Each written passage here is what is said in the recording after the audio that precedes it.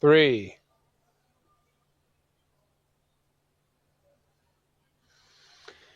The B-2 bombers are returning to Iran. Iran is in flames, and the United States is taking the gloves off and announcing loudly the politically correct wars are over. The United States military is moving to the next phase in this war against Iran. The volume of fire will increase dramatically. Thousands of new targets are revealed in Iran, and the next phase of the war is focused on grinding down the military industries. This is the 7th day of this war, and the IDF is entering a powerful phase on the way to bringing Iran to collapse. And just a short while ago, the first round of the 14th sortie of the Israeli Air Force over the skies of Iran just ended. The IDF began another wave of strikes in Tehran, and the Air Force is striking terror infrastructure of the Iranian regime. The commander of CENTCOM announced yesterday B-2 bombers dropped dozens of 2,000-pound bunker-busting bombs within 1 hour in Iran. The commander of the United States Central Command added more than 30 ships of the Iranian Navy were destroyed in the strikes. And the Iranian drone carrier was also destroyed in the middle of the sea. At these very moments, extensive strikes are on their way in Tehran. Reports from civilians are telling us about strong echoes of explosions being heard across Tehran. Prime Minister Netanyahu of Israel is satisfied with the war against Iran. We are seeing the first cracks in the regime. Revolutionary Guard soldiers are afraid to launch missiles at Israel, and from testimonies reaching us, they call it a suicide mission. The IDF strikes a launcher minutes after it is firing a missile towards Israel.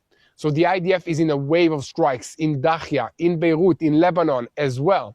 And Lebanon has never seen such a frightening sight in their lives. About 500,000 people fled their homes.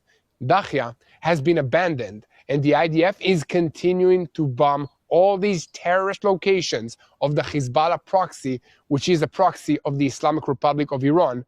In these very moments, the strikes are continuing. And we have harsh testimonies that are coming out of Iran. Tehran turned into a hell tonight, and the terror threat in Europe is growing. Iranians were arrested in London after they were identified as having spied on Jews. I'm Yair Pinto, with me is Mati Shoshani, and we are the boots on the ground that bring you the whole truth about what's happening in Israel and also everything that is happening in the entire Middle East. 7th morning of the war with Iran is upon us, and according to the reports, so far more than 3,000 Iranian soldiers have been terminated, and the IDF is entering an even more powerful phase, also against Lebanon, against Hezbollah, the terrorist organization. The goal is smuggling and collapsing all of the terrorist efforts. And testimonies from inside Iran reveal that it is happening in Tehran against the backdrop of the war with Israel, and the United States also, according to the reports, are doing heavy bombardments that strike infrastructure and lead to power outages and communications disruptions. Official reports show that from now on, in the sights of the IDF and the United States military, there is a new target bank in Iran, the grinding down of the military industries and the targeting of factories that are producing engines, aluminum, explosives, and every component in the value chain of the missiles and the drones in an attempt to accelerate the economic collapse. CENTCOM Commander Admiral Brad Cooper and American Secretary of War Pete Hegseth held a press conference during which they presented data and numbers on the success of Operation Epic Fury. Hegseth sent an especially threatening message to the leadership in Tehran. The commander of the United States Central Command revealed that B-2 bombers struck underground ballistic missile sites with dozens of bunker-busting bombs. The United States military published footage of the destruction of the Iranian drone carrier that was considered the crown jewel of the Revolutionary Guard's fleet. And in a special briefing to the media, CENTCOM Commander Admiral Brad Cooper confirmed the details of the operation and noted that the strike was precise and that this was a significant vessel with a size reminiscent of an aircraft carrier from the Second World War period. American Defense Secretary Hegstach added, "We have no shortage of munitions. We can continue this campaign for as long as required," and added, "The president gave an additional mission to destroy the missile industry base. We will dismantle Iran's production," he said. Secretary of War Hegstag also said that Iran is greatly mistaken if it thinks we cannot continue. "We have only just begun." Tehran's glass palace is cracking. This is how the collapse of the Islamic Revolution begins. The Iranian regime, which was built on the foundations of the Islamic Revolution and on the power of the Revolutionary Guards, is facing a series of strategic and internal crises that may undermine its ability and even lead to its collapse. The spearhead of the Iranian regime prepared in advance of this war, delegating authority to lower ranks so that they could function independently even if their commanders were eliminated. The force is also taking an aggressive approach, launching missiles and drones and countries in this region indiscriminately, also against the Gulf states. At the same time, it is preparing to suppress any internal uprising. The Revolutionary Guard soldiers are afraid to launch missiles at Israel. Iran still possesses a large number of launchers, but its ability to launch missiles at Israel has dropped significantly. In Israel, fear is being identified amongst the soldiers of the Revolutionary Guards when it comes to launching missiles, out of the understanding that this will bring about their death very fast. And Abu Dhabi's revenge is on the way to Iran, the dramatic move of the Gulf states against Iran. And our senior correspondent for Middle Eastern Affairs, Mati Shoshani, will join us to tell us how far the American display of force can go and what military power we are going to see in the near future. We are after a night of continuous fire from Lebanon in the northern parts of Israel just earlier today, and shrapnel fell at two scenes in central Israel. Reports in Lebanon say that the IDF struck inside the Dahia neighborhood 11 times in recent hours, and senior officials say that dozens of Revolutionary Guards operatives left Beirut in Lebanon. The withdrawal of the Iranian elements in Lebanon took place over the last 2 days after the IDF spokesperson warned that they should be leaving this country because the IDF is beginning strikes to target them, and it focused on members of the Iranian regime inside Lebanon that incite, train, and prepare Hezbollah to launch attacks against Israel. Some of the officers who left served as military advisors to the Hezbollah terrorist organization and had significant influence over the activity of this terror element. 4 Iranians followed institutions and members of the Jewish community in London, the United Kingdom, and were arrested on suspicion of espionage.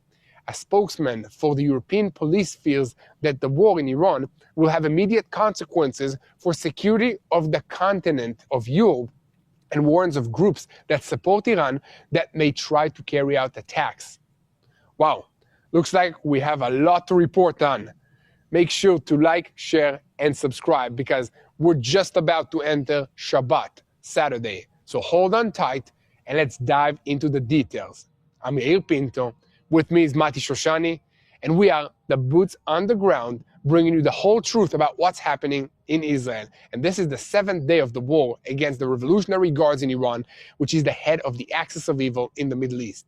And a second before we begin, I want to call on you to keep spreading the truth. Share our content with as many people as possible. Click on the subscribe button. And if you want to see what war really looks like in Israel behind the scenes, you can look for us on social media platforms, Mati Shoshani and Yair Pinto. And above all, if you want to help us, make sure to hit that subscribe button, leave a like, leave us a super thank you, and let's begin. So Mati, we are already on the 7th day of an increasing military campaign against the Revolutionary Guards in Iran. And I have to tell you, it looks very bad for the Iranian regime. Is this going to continue, And what are the next steps that you estimate we are going to see in our neighborhood, the Middle East? Well, first of all, Shabbat Shalom, Yair, before we go into the Sabbath. And yet, to your question, yes, this is going to continue. I think the expectation early on in this campaign was that it's going to be a bang and done kind of deal. This isn't that. This is a prolonged and extended campaign to really remove the regime from Iran and stop their resistance. Over the last couple of days, we've analyzed back and forth on the question of what does it really take to eliminate Iran's ability to launch ballistic missiles at Israel. And it really does take a lot. Iran has a substantial armed force, a substantial, let's call it a paramilitary organization, both in the IRGC, the army, the Basij volunteers, and others who all have the ability to launch ballistic missiles and terrorist attacks. And when you look at that, we really need to reach a point of absolute complete air dominance, complete elimination of their ballistic missile capabilities, and it goes even farther than that. Remove all the drone capabilities and even the ability to use their proxies, Hezbollah, the Houthis possibly, to launch just a single drone, just a single ballistic missile. When you think about it from that perspective, you realize that it's going to take a very long time to completely lock down any ability by the Iranians to carry that out. That doesn't mean we're not trying, though. And I think this is where the story is interesting. We're not in a static campaign. Israel and the United States have been working day and night, both in bombing missions across Iran, but also to pinpoint and accurately remove every element of their intelligence, communication, command and control, and tactical, both missile and weaponry abilities. And we're doing so systematically and learning day to day. Just the other day, the U.S. brought into this area the B-1 Lancer bombers, which are a very, very large bomber that's able to carry munitions that are close to 30 tons, I believe, in total. Very substantial bombers to carry out even deeper bombings. So once air dominance has been achieved, which already happened for the most part in most areas of Iran, once you can fly freely, you bring in the heavy bombers and you start just grinding away at every type of munitions bay, every type of launcher, every type of location that would be able to hold and sustain an ongoing or barrage of missiles or anti-aircraft or launching drones. And the list goes on, any kind of threat that would exist. And we're now moving into that phase. Estimates, and it really depends who you're asking, are talking about a multiple week campaign to really reach a full point. And what could shorten that timeline? What could shorten that timeline is any kind of immediate ceasefire agreement.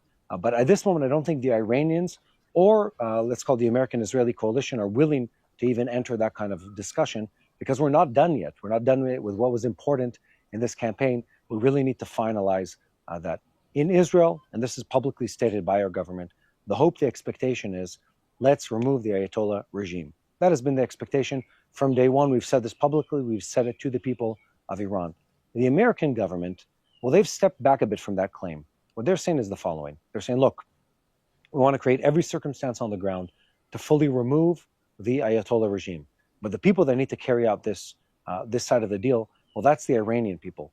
By the way, Trump, before this even happened, he publicly stated, this is a month ago, during the large wave of demonstrations, he said to the Iranian people, guys, we're going to come and help you. And the Iranian people heard him loud and clear, and they took to the streets expecting that help. This is that help happening right now.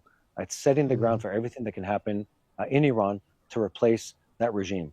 But if there's an expectation anywhere in the world of, tomorrow there will be no more ballistic missiles, tomorrow there will be no more drones, that's not happening. And I want to connect people to what's happening here in Israel. In Israel, no one is claiming that that's going to happen. The conversation publicly is, how do we reach a point of normalcy where Sunday, Monday, Tuesday, sometime next week, by the way, the week in Israel is Sunday through Thursday, unlike in other Western countries, as the Bible dictates, I should say. The expectation here is that the kids will be able to get back to school, the businesses will be able to open, and it'll be done in a gradual way that allows us to somehow protect the population from any kind of ballistic missile that comes through, any kind of attack that comes through, but still go back to life to a certain degree. That's important for the economics. It's important for morale. It's important for parents such as me and you that don't know what to do with our kids at home anymore. You run out of babysitters and grandparent hours at one point or another, and there's something that needs to be done with the kids. They need to go back to school, to aftercare, to extracurricular activity, and that's happened to a small degree. So that's really what's happening on the Israeli side, is this expectation of a gradual return to life, ultimately also opening the airports for in and out travel, inbound, outgoing travel into the country, which has been for the most part closed, not completely, but for the most part closed. And then the question is, how do we put a squeeze on the Iranians in a way where they can't disrupt the Saudis, the Emiratis, the Qataris, the Kuwaitis? That's something that's in the back of everyone's head of really how that's going to attend. And Yael, I want to answer you with one last question. And we're neither of us are gambling people, thankfully. But I'm starting to think of how is this going to end? What is the final move in this war going to be? Is it going to be the Ayatollahs and the IRGC fleeing from Iran? Is it going to be someone else running the riots, running the demonstrations in the streets and becoming an alternative government? Or are we going to see some kind of fragmentation of Iran into, let's call it Shia-controlled, IRGC-related, Kurdish, Baluch minority? Where do you think this is going to go? Like, what's your estimation on this? Well, first of all, I think that we have at least a week or 2 weeks of heavy aerial bombardment against the Islamic Republic of Iran, against the regime's bases, ballistic missiles, and all of its military power. After that is taken care of and the whole command structure of the Iranian Revolutionary Guard collapses, then you need to have boots on the ground inside Iran. And we see that this is already happening with support by the United States of America, of the Kurdish forces, which are also Iranians, but they are mobilizing with military power and beginning to enter into Iran. So together with them, I hope to see a restart on a higher level of the protesters, and then slowly the Iranian people taking over the country of Iran.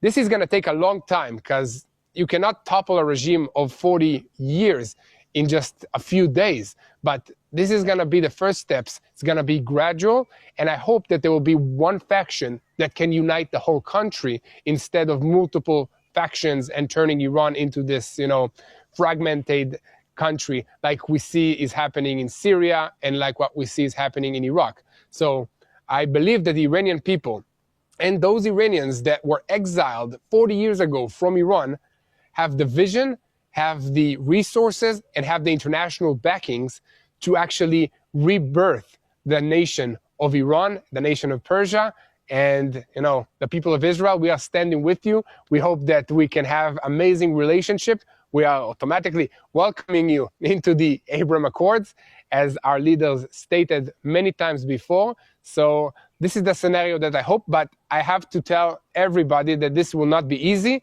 because these terrorists that took over Iran 40 years ago, they're not going to give up. They're going to go down swinging and fighting, and they're going to take as many normal Iranians with them as possible, because terrorists, as we've seen here in Israel, they like to position themselves behind civilian shields, civilian human shields. That's what Hamas has been doing and still is doing in the Gaza Strip. That's what Hezbollah is now doing inside the Dakhia neighborhood in civilian communities, placing their commanders, placing their headquarters. And this is what the Islamic Republic of Iran is going to do more and more as they lose the more conventional war. They're going to turn into this terrorist regime and take hostages amongst the Iranian people. So that's why I really hope and believe in the Iranian people to be strong and to have support with boots on the ground, Mati. And another question to you. Do you think that Trump is going to let the son of the Shah, Mujtaba Khamenei, survive another day or two? No, son of the Supreme Leader, you mean? Yes, not the Shah, yeah, Supreme Leader. Son of the Shah is Reza Pahlavi, son of the Supreme Leader. I don't know about the survival part. What I found funny, Tomer, we were talking about this the other day, UI and Tomer, our director, on the fact that the minute his candidacy was presented as publicly by the council in Iran, the CIA, I believe, leaked a bunch of documents talking about how fragile his medical condition is, and essentially putting this huge stamp on his image and saying, not fit for leadership, nepotism. And I think that was it was humorous in its timing, but very, very needed for the people. I think survival aside, which is sort of a question of timing and intelligence and opportunity, no, I don't think he's going to be the leader of Iran. One, he doesn't have the public profile or the strength to do it. Two, the way things are going right now, once it's made public, he's going to be eliminated by the U.S. or by Israel, and rightly so, by the way. He's the representative of a murderous regime, and has no qualification for this role.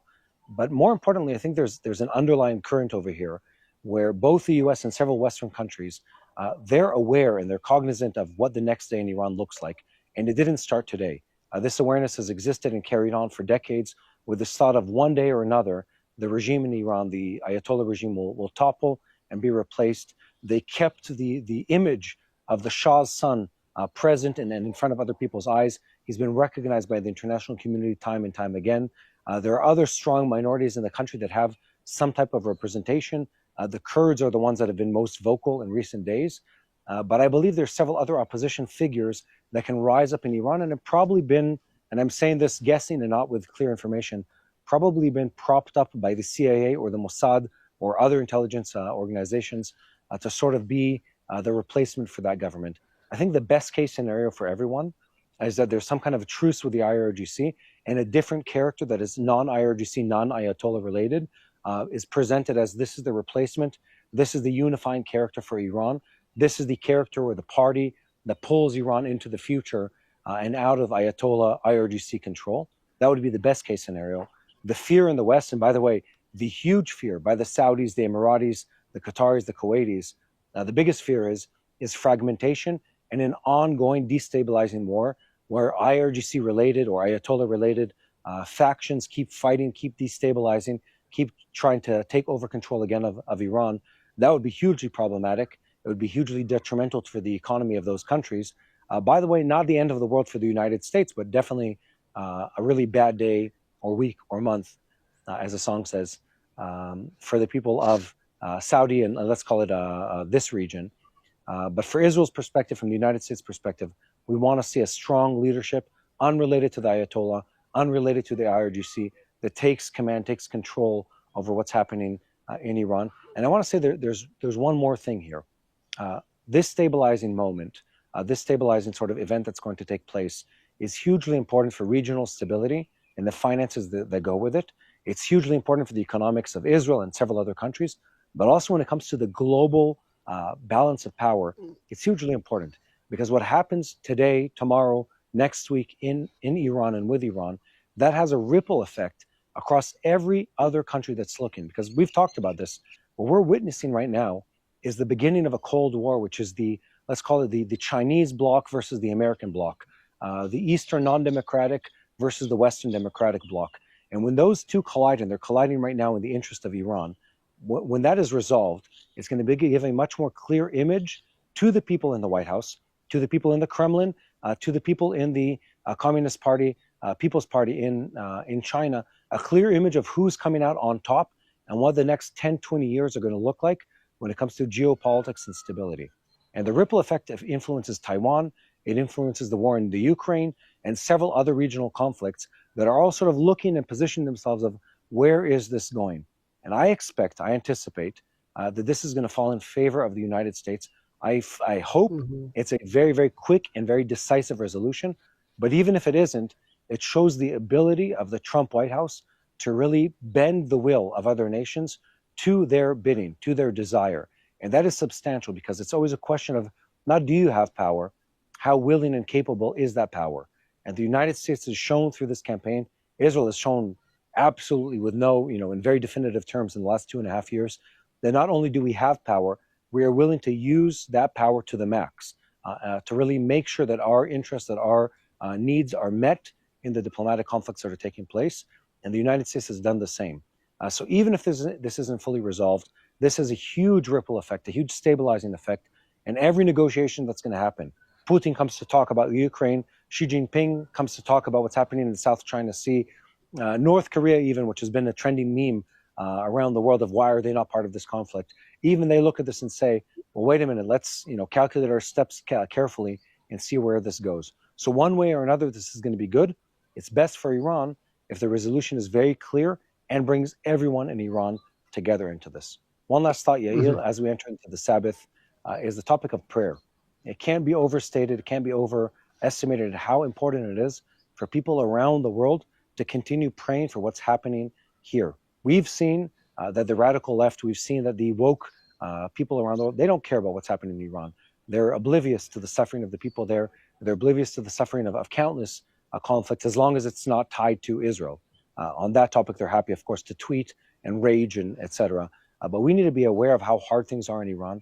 We need to pray for the people of Iran and pray for a very quick resolution of what happens in that country and how that government is shaped and replaced. And I think that should be the thing we carry into this weekend together, collectively, a moment of prayer, a moment of solidarity with how hard things are for the people of Iran and how urgent the need is to replace the Ayatollah regime in that country. Yeah, definitely, Martin. We are already seeing that the people of Iran are now burning mosques because the mosques are used as headquarters for the police, the Basij forces that are making sure that the revolutionary demands and Sharia law is abided amongst the people. So we already see this anti-Muslim and a revival taking place in Iran. And I think that once Iran falls, which is the center of this huge sect of the Muslim world, it's gonna spread to other places in the Middle East first, and hopefully in other places around the world as well. So again, yeah, definitely. I think the number one prayer as we enter Shabbat is to pray for the people of Iran, to be strong, to have faith, and to trust in God. So thank you very much, Mati, for everything that you do. Hope you have a great Shabbat, you and your family, without alarms, hopefully. Amen to that. So that was Mati Shoshani, Senior Middle East Analyst for TBN Israel, with us. So for the order that you brought, thank you so much, Mati. It's very, very complicated to understand, but we really appreciate that you know all these details. And to all of you that are watching, please keep sharing the truth, share, follow us, and most importantly, do not forget to look for us on social media and subscribe to TBN Israel YouTube channel. Yes, we report every single day. If this is the first time that you are watching us here live, make sure to look for Yair Pinto, Mati Shoshani, and TBN Israel on YouTube so that you never miss another episode of Boots on the Ground. So without Paulus Studios, as you can see, we are here on the ground reporting what's happening from the day-to-day lives in Jerusalem. And let's continue with the reports because heavy explosions are now being heard in Tehran exactly as the Israeli Air Force completes the opening of the 14th wave over Iran. This is happening while at the same time American B-2 bombers have returned to strike targets buried deep underground. Alongside this wave, the United States continues to dismantle the naval arm of the Revolutionary Guards after more than 30 Iranian vessels have already been destroyed or sunk. This is including the Iranian drone carrier that is now going up in flames in the middle of the sea. So, what are we seeing now? Just another night of strikes or the beginning of a new phase designed not only to hit Iran, but to break the regime's ability to produce command and also to survive. This is the 7th day of the operation and the war, Lion's Roar, or Epic Fury, if you're in the United States of America.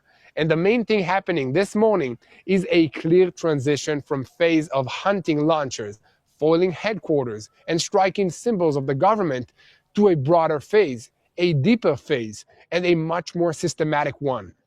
After a series of consecutive strikes on the missile array, the air defensive systems, the headquarters, and the command and control centers, Israel and the United States are now marking thousands of new targets. Not only those who fire, not only those who command, but also those who manufacture, those who assemble, those who supply, those who keep the value chain of the Iranian missiles and drones alive. This night began with an unusual American statement. The commander of CENTCOM, Admiral Brad Cooper, stood beside the American Secretary of War, Pete Hegseth, and for the first time since the beginning of the campaign, gave an orderly American picture of the pace of fire and the direction of the escalation. According to Cooper, in the last 72 hours, American bombers struck nearly 200 targets deep inside Iran, including around Tehran. He confirmed that B-2 bombers struck buried ballistic missile facilities and within a single hour dropped dozens of 2,000 100-pound bunker-busting bombs. This is not the language of a limited operation. This is the language of dismantling deep infrastructure when Cooper says that the next phase is the dismantling of Iran's ballistic missile array, and in the same breath speaks about moving on to crushing the production bases. He's essentially saying the goal is no longer to reduce the barrages on Israel tomorrow morning or on our allied forces or on our bases, but actually to set Iran back years in its ability to build, to renew, and to operate strategic firepower. Pete Hegseth sharpened the message even further, and he said outright that the politically correct wars are over, that there is no shortage of ammunitions, that there is no shortage of determination, and that the firepower over Iran and over Tehran is about to increase dramatically. He also denied the Iranian reports about an American plane being shut down or about hundreds of American casualties, and called them lies meant for the internal propaganda of Iran. This is important because behind this message, there are two layers. The first layer is deterrence against Tehran. Do not count on American exhaustion. The second layer is psychological preparation for the next phase. The United States is not signaling a drop in intensity, but an expansion. And this expansion is also clearly visible in the naval arena. One of the most prominent events in the last 24 hours was the strike on the Iranian drone carrier in the Gulf of Oman. According to the American description, this was a very significant vessel with a size that recalls an aircraft carrier from the time of the Second World War era. The ship, which was converted from a large commercial vessel and only entered service in February of 2025, reportedly carried up to about 60 drones with a takeoff runway approximately of 180 meters. That's the length. For the Iranians, this was a prestige ship, the crown jewel, you may say, of the Revolutionary Guard's fleet, a symbol of prestige, mobility, and the ability to project a threat in the naval arena. Now, according to the Americans, it is on fire and completely out of service. This strike does not stand alone. Cooper said that since the beginning of the conflict, more than 30 Iranian vessels have been destroyed or sunk. Hegseth added that the United States has put most of the Iranian fleet out of action and achieved full control of the sea and in the air. Even if we assume that some of the phrasing contains a psychological dimension, the direction is very clear. The naval arm of the Revolutionary Guards is taking a blow that erases years of investment, and more than that, it erases Iran's ability to use the sea to threaten, surprise, and operate drones and mobile launch platforms in the strategic space of the Gulf of Oman. And at that very same time, Israel is not stopping. At 3:52 a.m. in the early morning, the Israeli Air Force's 14th sortie began in another wave of strikes inside Iran. After that came reports of residents about the echoes of strong explosions across the capital. The IDF spokesperson announced that the targets were infrastructure of the Iranian regime, and in the last few hours, it has already become clear that this is an effort aimed not only at missile launchers, but at the regime's internal centers of power. We have already seen in recent days strikes on the general headquarters of the internal security forces, which served as a command and control center between the command echelons and the suppression forces in the field. We also saw a strike on the Taralach headquarters, the command responsible for the defensive of Tehran against military threats. And now the picture is expanding even further. One of the prominent strikes completed in eastern Tehran was aimed at the central military compound of the regime. This was not just another tactical base.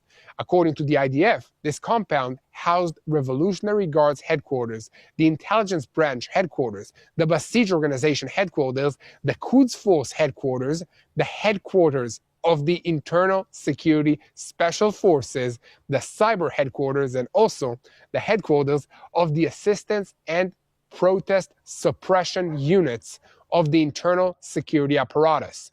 That means that the target was not only those who launch missiles at Israel, but also those who manage the regional terror, and also those responsible for suppressing the Iranian public at home.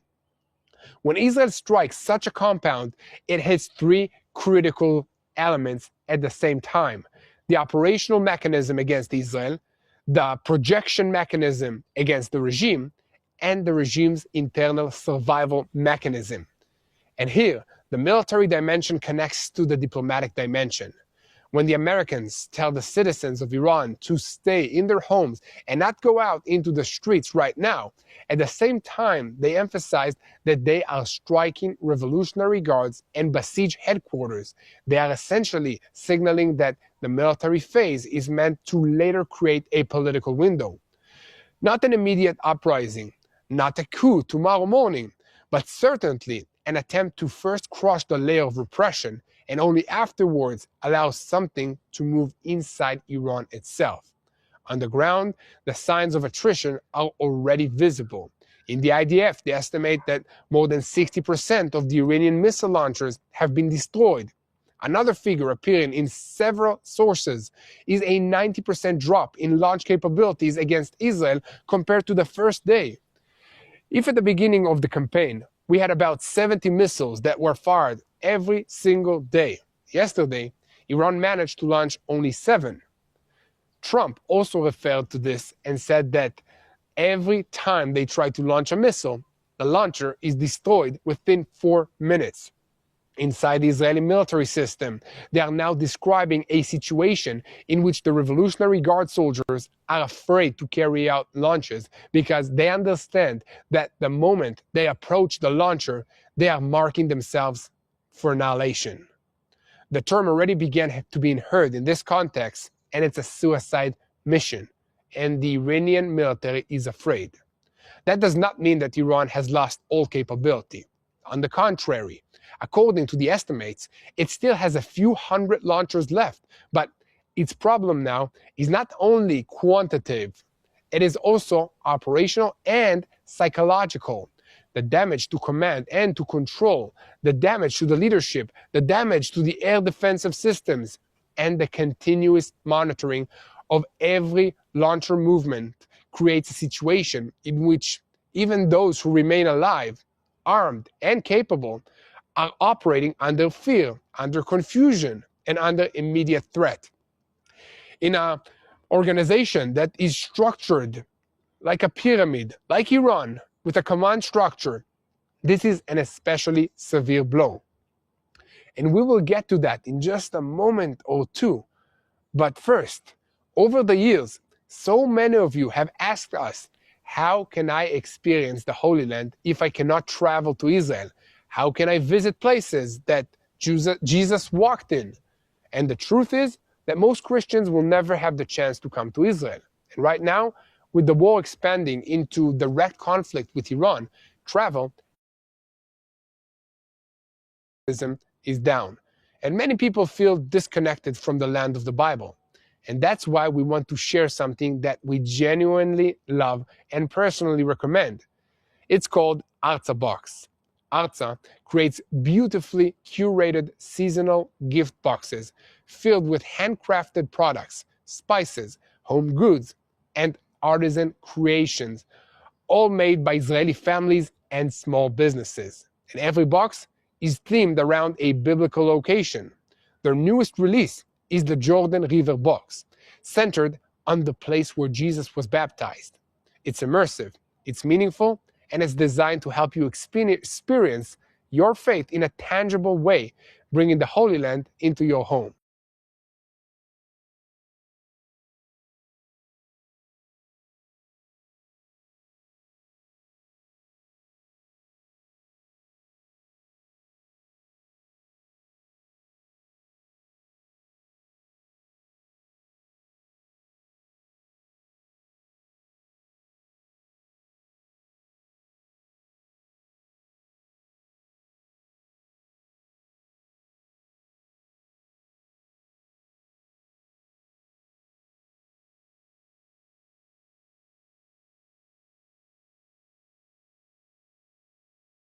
turn to the picture on the ground, because the picture on the ground inside Iran is becoming more and more difficult for the regime. Testimonies coming from Tehran describe an especially heavy night, powerful bombings, parts of the city without electricity, communication disruptions, phones that do not work. Iranian state broadcasting, according to testimonies, is currently not broadcasting from the capital, but from backup stations around the country. This is an important point. When a regime is forced to move its broadcasting to an alternative emergency centers, it means that the threat to its nerve center is no longer theoretical. It exists. It is close. It is paralyzing basic systems. Additional testimonies speak of strikes on the internet suppression targets, including bases that for years were used to suppress regime opponents. There are also descriptions of senior officials trying to move through the city in disguise, including a claim about senior Basij commanders walking around disguised as ordered to avoid identification by the public. We have to be careful with some of these details because this is still a complex information arena, but even without relying on every testimony separately, the cumulative picture is clear. The military pressure is creating internal panic, and that panic is also reaching the top leadership. Operationally, the next stage is already defined. After a week in which the IDF and the United States focused on regime targets, air superiority, launcher hunting, and strikes on missile cities, there is now a very broad target back connected to the Iranian military industry. Engines, explosives, seals, aluminium, assembly plants, storage warehouses, dual-use factories that also produce civilian goods, but in practice hold critical links in the missile and the drone value chain. The idea is simple, not only to strike what already exists, but to dismantle the ability to replenish stockpiles and rebuild. In military terms, this is the crushing of the entire capability chain, from the raw material through production and all the way to operational deployment. Here, the massive American advantage comes into play. According to the descriptions, one B-52 bomber in a single sortie can strike at a rate approaching that of an entire squadron of F-16I Sufa aircrafts. And when these are joined by the B-2 bombers that penetrate deep into the underground targets, a combination is created of quantity, depth, and the ability to reach harder and deeper targets as well. That is why Cooper and Hegstach are speaking about thousands of new targets, not because all of those targets will be destroyed in one day, but because once this phase has begun, there is almost no link in the Iranian production chain that can feel protected. And still, here too, both Israel and the United States understand that knowledge cannot be erased by bombings. You can erase a factory, you can destroy a production line, you can burn a warehouse, you can sink a drone carrier, but you cannot erase overnight the knowledge accumulated in Iran, especially when over the years it has been assisted by Russia, by China, and by North Korea. Therefore, the more precise term is not full denial of capabilities, but rather a hard, deep expansion blow. And on that, significantly, it delays and pushes backwards. From the regime's perspective, that too is a disaster, because in a state of war, delay is not only an engineering gap, it is a survival gap. On the political level, Trump continues to speak in two complementary voices. On the one hand, he rules out a ground invasion of Iran, saying it is a waste of time because they have already lost everything, their navy, most of what they could use. And on the other hand, he already sounds like someone that is thinking about the day after. Tonight he said that he has names in mind for good leaders for Iran, and that the United States wants someone to rebuild the country. That is a heavy statement, not just a threat, not only a message of intimidation, but a clear hint that in Washington they are thinking in terms of leadership change, or at least deep structural change. Trump also said that the Iranians reached out to talk, and he answered them that they had arrived too late. Earlier, he called on the Revolutionary Guards personnel to lay down their weapons, stand beside the Iranian people, and receive immunity. He also applied to the Iranian diplomats around the world and called on them to defect. This is no longer only a language of managing a war. This is a language of dismantling the elites, of direct appeals to the regime's junior and mid-level people, and of an attempt to create cracks from within. And inside Israel, the Prime Minister's office is conveying a similar message, but more cautiously. In Netanyahu's circle, they say that the operation is proceeding according to plan, that there are already first cracks in the regime, but that patience is needed. This is an important message because it is trying to balance between a sense of achievement and the need not to declare collapse too early. There are also severe blows. There are signs of panic. There is a sharp decline in the launch capabilities.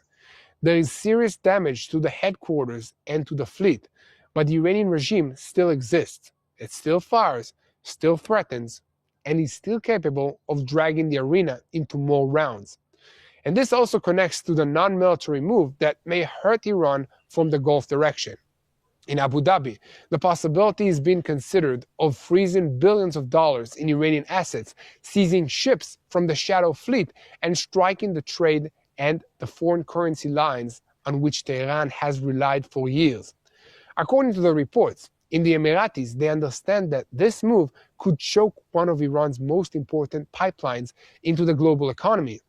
If that indeed happens, it will complete what the bombings are doing from the air and from the sea, not only military crushing, but also suffocating the economic pressure. The external arena is also tense. I'm talking about Europe now. In London, 4 Iranian individuals were arrested on suspicion of spying on institutions and individuals in the Jewish communities. British police say that the 4 tracked places and people, and at the same time, 6 additional suspects were arrested who assisted one of them. This is not a side detail.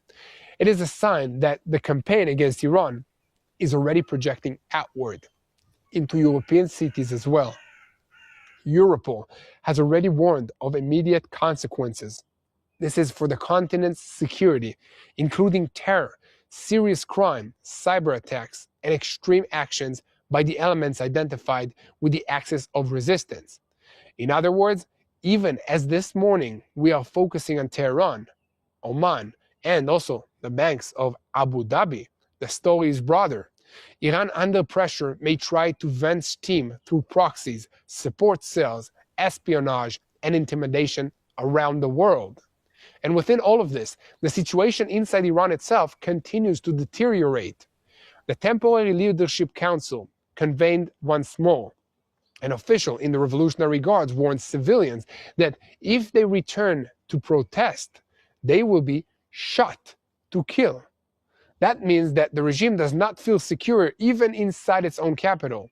It is not only defending itself against the American and the Israeli munitions, it is also preparing again for the possibility of another uprising. And this may be the most important fact for understanding the day number 7 of this war. The Iranian regime is now fighting over 3 things at the same time: its military capabilities, its prestige, and the internal feel it must preserve in order to survive. And meanwhile, in the skies and at sea, the United States and Israel are trying to shorten that lifetime. They are no longer satisfied with striking only those who fire at us. We seek to leave Iran without headquarters, without stability, without production, and without naval depth. B-2 bombers are returning. B-52 bombers are ready for the quantitative stage. The Israeli Air Force continues in deep waves into Tehran. The missile array continues to erode. And in the face of all of this, Trump, Cooper, Hegstach, and Netanyahu are already speaking in terms of the next phase. Not only how to win this round, but how to break the conditions that allow the Iranian regime to survive after all of this as well. And this morning proves that the war does not stop with the destruction of a launcher or the strike on a headquarters. It is now advancing towards the industrial, naval, and political heart of Iran. And if these are only the first cracks in the regime, what will happen when the next phase of the crushing truly reaches its peak? We will continue to update you on every development that's happening in the Middle East. We will bring you all the truth because ambassadors of the truth, you need to help us share everything that's happening here so that we will know how to pray for the situation. And again, talking about prayer, that's the strongest weapon that we have against the enemy. Because when God is with us, who can fight against us? Nobody can stand against God.